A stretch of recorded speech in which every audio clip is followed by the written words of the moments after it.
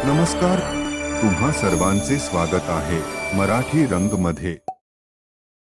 आज 15 ऑगस्ट आणि आपला भारताचा स्वातंत्र्य दिन, त्यामुळे सर्वात अगोदर तुम्हाला स्वातंत्र्य दिनाच्या खूप खूप शुभेच्छा।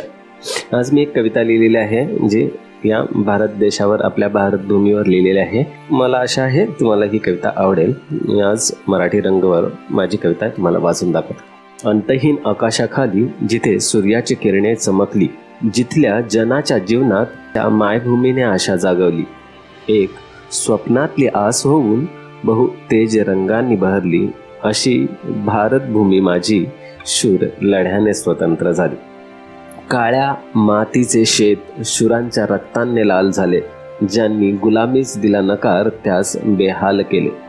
त्यांच्या प्रत्येक पावलांनी श्वासांनी आहुती मोजली, स्वप्न स्वातंत्र्याचे कोरण्यास प्राणप्रतिष्ठा पणास लागली। दडपशाहीच्या साखळ्यातून उठण्याचे धाडस ज्यांनी केले, डोळ्यात आग पेटून ध्येयास ज्यांनी शस्त्र केले, निराशेच्या अंधारात ज्यांनी प्रकाश ज्योत पेटवली, अदृश्यित भवितव्याची जयांनी मुहूर्त मेढ रोवली।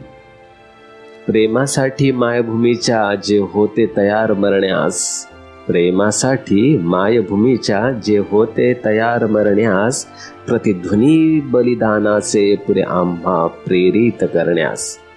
अजूनही गुंजते कानात ललकारी ज्यांनी मारली, या स्वतंत्र भारताची आग हृदयास ज्यांनी लागली।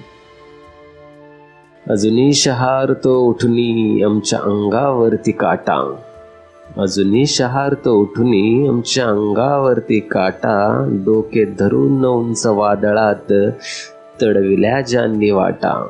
त्यांच्या स्वप्नांचे सुख आज तू उघड्या डोळ्यांनी भरून घे, स्वातंत्र्याचे रक्षण करणे स्वतःचे अंतिम ध्येय करून घे। भारता, हे भारता, तुझा आत्मा घेतो उंच भरारी, तुझ्या ध्वजात रंगते आजही दुनिया सारी। तुझ्या कीर्तीचे, तुझ्या यशाचे पोवाडे गाईन मी, तुला जपण्यास कायमचे वचनबद्ध राहीन मी, तुला जपण्यास कायमचे वचनबद्ध राहीन मी। तर आशा करतो तुम्ही हे आज स्वातंत्र्य दिनाबद्दल, आपला देश स्वतंत्र करण्यासाठी ज्या हुतात्म्यांनी बलिदान केले त्यांच्या बलिदानाचे स्मरण करून आपल्या देशाचे स्वातंत्र्य अबाधित ठेवण्यासाठी नेहमीच कार्यरत राहू, आणि तेही इमानदारीने। बस आज ह्याच नोटवर घेतोय मी तुमची रजा। पुन्हा भेटेन अशाच प्रकारची एक प्रेरणादायी कविता घेऊन पुढच्या वेळेस। तोपर्यंत नमस्कार, जय हिंद, जय भारत, जय हिंद।